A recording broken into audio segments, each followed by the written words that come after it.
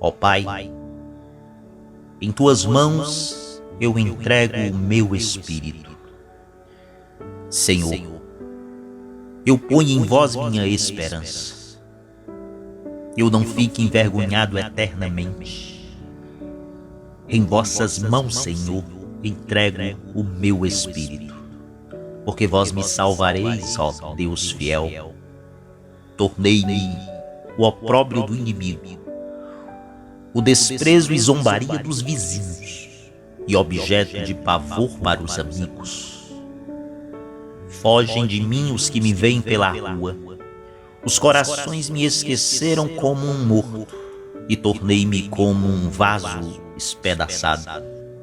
A Vós, porém, ó meu Senhor, eu me confio, e afirmo que sois Vós o meu Deus. Eu entrego em Vossas mãos o meu destino. Libertai-me do inimigo e do opressor. Mostrai serena a vossa face ao vosso servo, e salvai-me pela vossa compaixão. Fortalecei os corações, tende coragem, todos vós, e ao Senhor vos confiais. Ó Pai, em Tuas mãos eu entrego o meu espírito. Por esta vida de sofrimento, meu servo justo fará justos inúmeros homens, carregando sobre si suas culpas. Na primeira leitura percebemos que o sofrimento e a morte de Jesus na cruz faziam parte do plano de Deus para a humanidade pecadora. E ele revelou isso com riqueza de detalhes em Isaías 53, mais de 600 anos antes. O Messias se fez um homem comum. Ele cresceu em uma família pobre, não teve privilégios. O Senhor conheceu as dores de trabalhar na segunda-feira, soube o que era uma dor de cabeça, enfrentou o calor forte do deserto, foi contrariado. O Deus eterno sentiu cansaço na pessoa de Jesus. Tudo isso para levar nossas dores, limitações, doenças e, sobretudo, a morte. Aqueles que observaram a crucificação de Jesus o consideravam amaldiçoado por Deus. Mas a grande verdade é que essa maldição era nossa. Para nos conceder salvação e paz, Jesus foi dilacerado na cruz.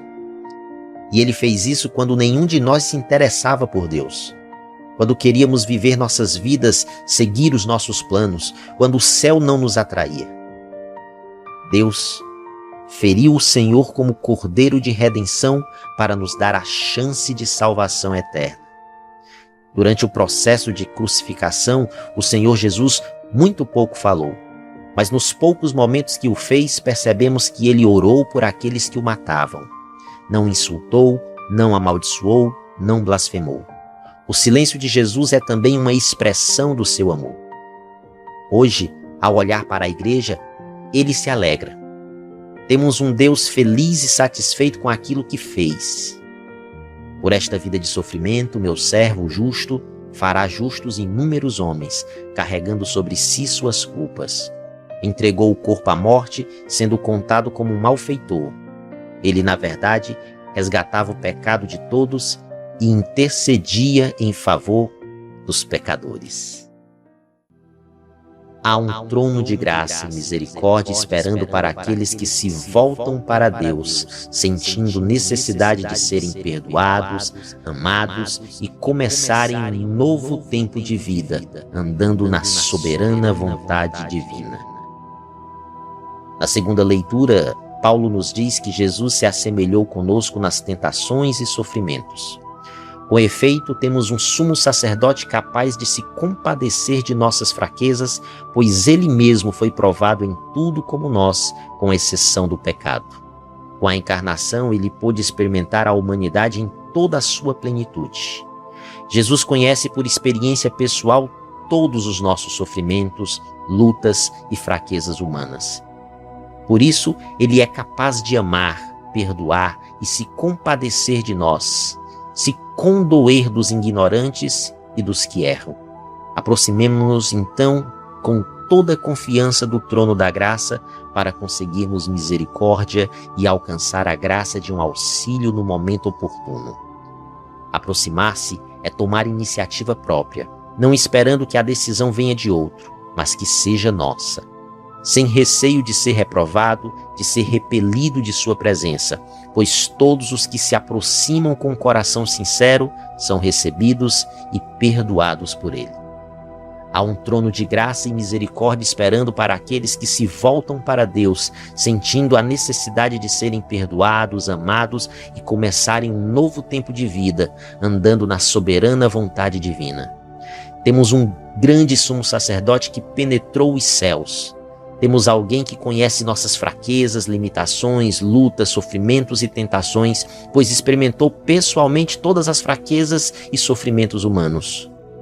Por isso, nós podemos procurar se aproximar cada vez mais de Deus e a conservar sempre viva a fé, para no momento oportuno recebermos a graça, a misericórdia e o socorro para uma vida de vitória.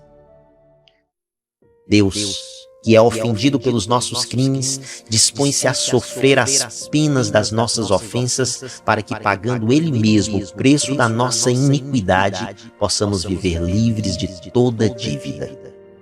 O Senhor da vida se precipita no abismo da morte, a fim de resgatar os que jaziam na escuridão do pecado. Qual bom pastor que dá a sua vida pelas ovelhas, Cristo nos salvou na cruz, vivendo a nossa própria morte física e nos conquistou a graça de uma vida que não conhecerá ocaso. Celebrar na Sexta-feira Santa o mistério da cruz é celebrar, antes de mais nada, o extraordinário amor com que Cristo, tendo nos amado desde o princípio, nos amou até ao extremo.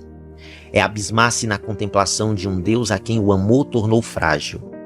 Por amor ele veio ao nosso encontro, assumiu os nossos limites e fragilidades, experimentou a fome, o sono, o cansaço, conheceu as tentações, tremeu perante a morte, suou sangue antes de aceitar a vontade do Pai.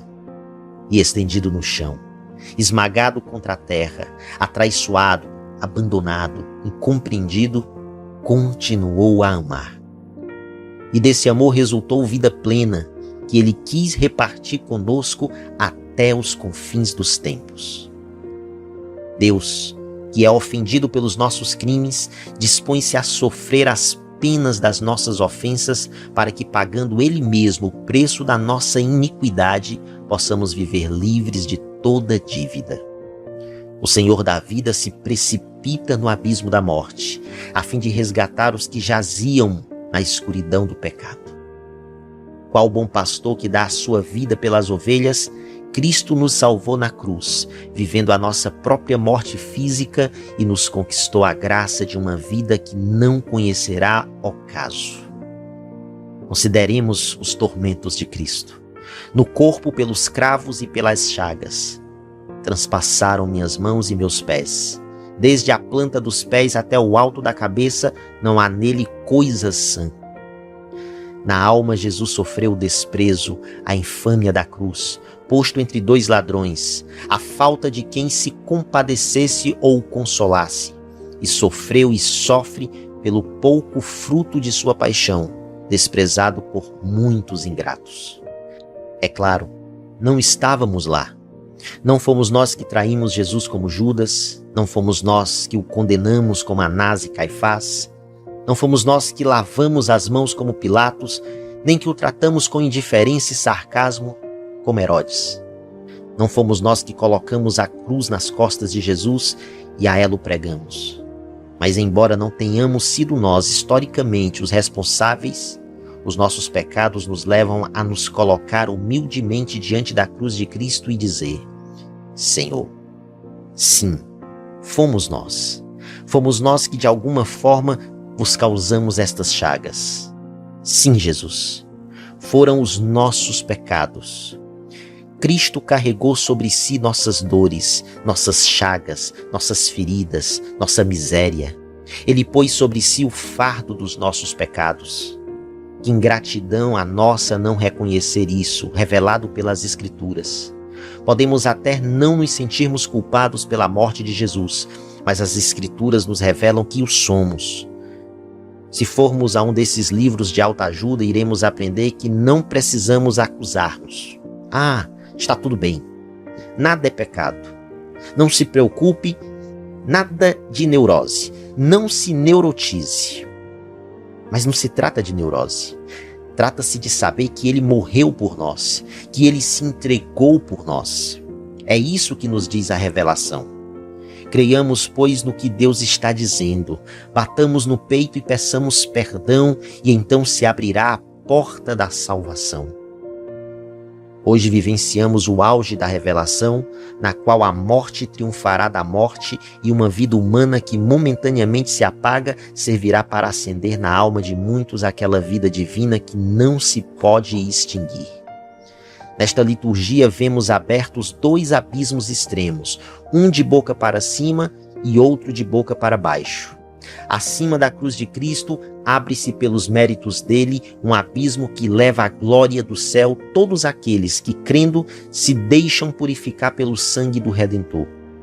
Abaixo do Calvário, vemos aberto o abismo preparado para Satanás e os seus demônios, nos quais tantas e tantas almas se precipitam culpavelmente por não aceitarem o preço da redenção.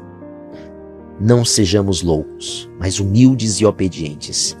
Nos abramos à fé pela qual Deus, em extremos de amor e misericórdia, se dignou nos abrir as portas da sua vida para que não nos encerremos para sempre na prisão do inferno.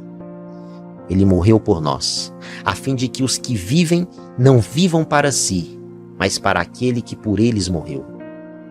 Colhamos aqui o fruto da morte de Cristo. Vivamos já não para nós, nem para nossos interesses, para os nossos prazeres e honras, mas para Ele. Devemos a Ele nós mesmos e tudo o que possuímos. Já não vos pertenceis, pois fostes comprados por um grande preço.